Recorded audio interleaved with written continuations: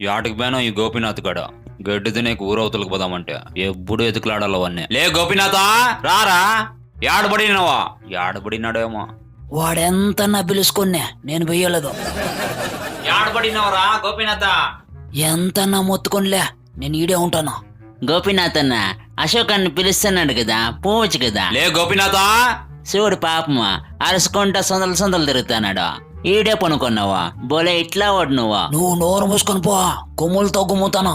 ఎన్ని తోర్లు పిలిచాలా అయ్యప్పని, యాడున్నాడో ఏమో, నేను ఒకడే పోతాను.